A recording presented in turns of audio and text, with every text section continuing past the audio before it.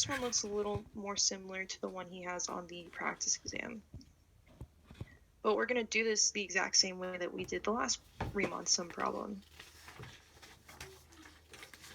Again, I just want to write down, and it's probably good to write down what your formulas are, just to make sure that you don't forget them or accidentally make some dumb mistake. That's k is equal to n plus 1 over 2. And then the sum k squared. Move this over a little bit. K squared is equal to n plus 1, 2n plus 1 over 6. All right. So,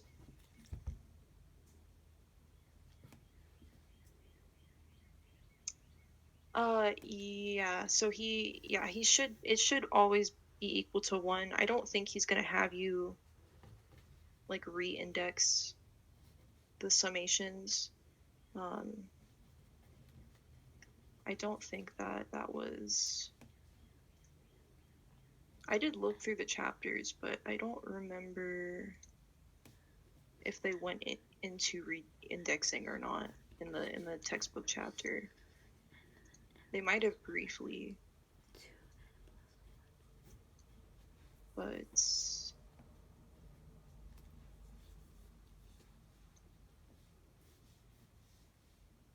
I really don't think he's going to give you one where the k doesn't start at 1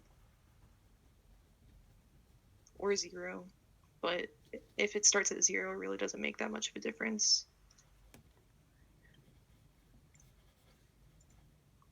Yeah, I would just assume that it starts at 1, because I don't think y'all know how to do that, or haven't really been taught how to do that. So yeah, I wouldn't worry about it, honestly. But yeah, like I said, we're trying to find the sum of this, right?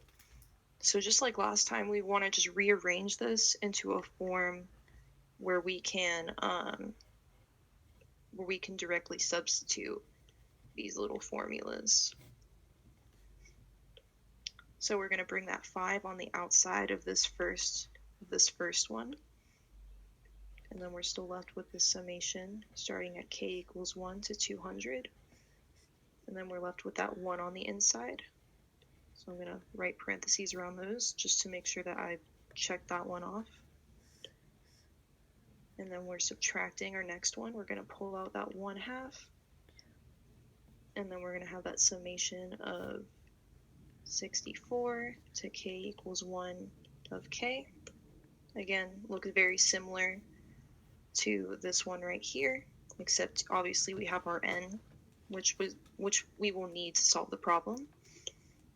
And then we're going to factor out that 6 of the last summation.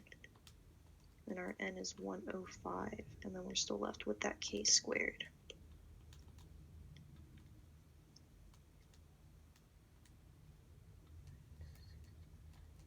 So all I did was use that constant multiple rule where we pulled out our multipliers. Right? We pulled out that 5, we pulled out the 1/2, and then we pulled out that 6. And since those summations look very similar to the identities we have, except for the n is a number, we can substitute for that formula. Before we do that, let's just write down our n values. So our first one is n is 200, second one, our n is 64, and our third one, our n is 105.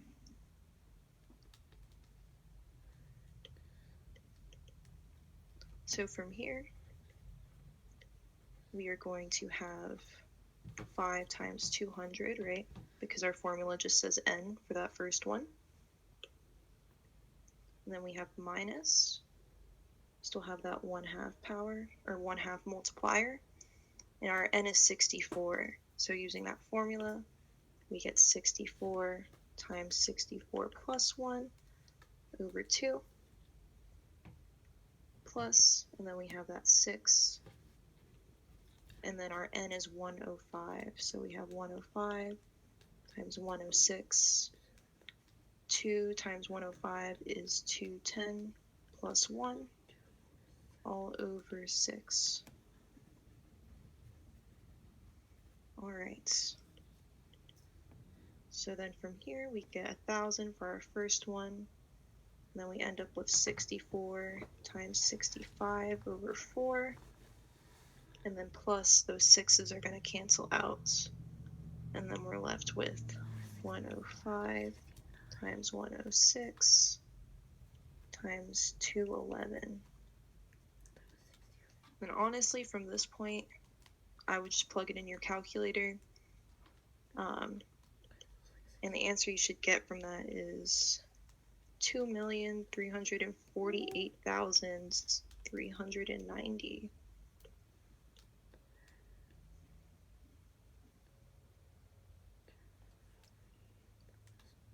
So do you guys see what I mean by the process is pretty much the same if you kind of structure it that way every time. And I'm going to send the attendance link since it is 6, and we are going to move on to the practice exam. But yeah, for those of you that have joined recently, please sign in. It'd be very